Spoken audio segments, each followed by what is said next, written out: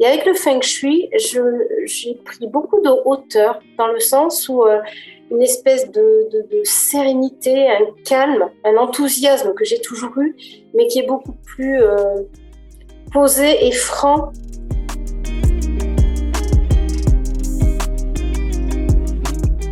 Je suis Tania, j'ai 51 ans. En fait, j'ai travaillé 10 ans dans une société industrielle, une grosse société qui a malheureusement fermé. Donc, j'étais aux appros achats, donc beaucoup d'administratifs, suivi des livraisons, je m'occupais de l'Europe. Et à la sortie de cette entreprise-là, j'avais envie depuis toujours de travailler dans le bâtiment, dans l'architecture, l'immobilier. Le métier me correspondait, on va dire, à 60%. Donc j'ai fini par arrêter. J'étais très créative, j'étais chasseur immobilier, mais c'était pas connu à l'époque. Ça remonte à une douzaine d'années. Et au bout d'un moment, je me suis reposé la question. J'ai fait une licence professionnelle en économie de la construction parce que je suis passionnée par le bâtiment. Vraiment, la pierre m'intéresse. Et je suis revenue dans l'immobilier parce que j'aime aussi les gens. J'aime autant les gens que la matière première qui est le bâtiment. Et je pense que chez soi, il faut développer, il faut être bien.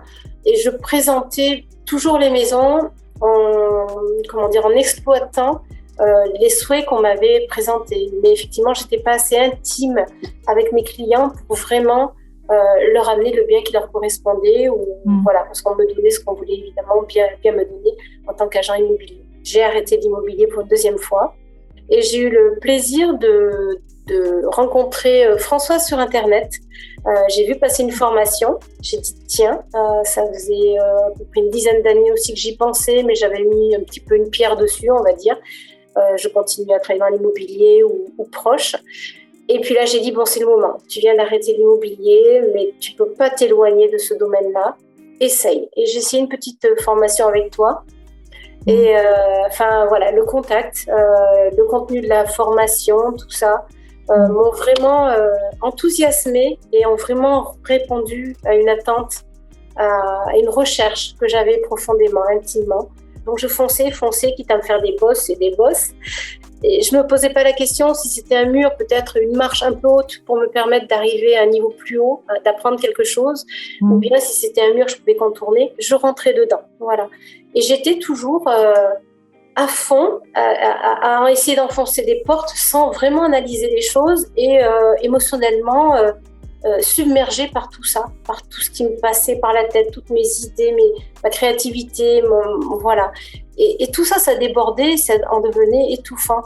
Et avec le Feng Shui, j'ai pris beaucoup de hauteur dans le sens où une espèce de sérénité, un calme, un enthousiasme que j'ai toujours eu, mais qui est beaucoup plus posé et franc. Je me pose et j'avance à mon rythme, une espèce de sagesse. Alors, attention, c'est pas...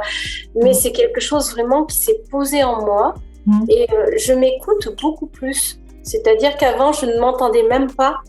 Et là, maintenant, j'écoute certaines idées que j'ai et j'apprends à me faire confiance, en fait. C'est pas que j'ai pris confiance en moi et du coup, je m'écoute, c'est l'inverse. C'est vraiment cette petite voix qui était vraiment toute ridicule. Et maintenant, je prends le temps. Enfin, elle était tellement petite que voilà. Et là, c'est impressionnant et je suis vraiment bien. J'ai envie d'aider les gens à être bien chez eux et ils redémarrent une nouvelle vie en achetant une nouvelle maison. On va le voir, pourquoi pas. C'est vraiment un nouveau départ.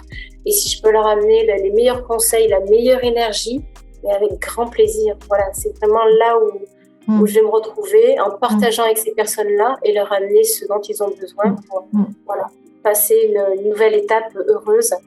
J'ai envie aussi de travailler avec les entreprises, que ce soit du bien-être, soit des cabinets, soit par exemple des thalassothérapies, des hôtels.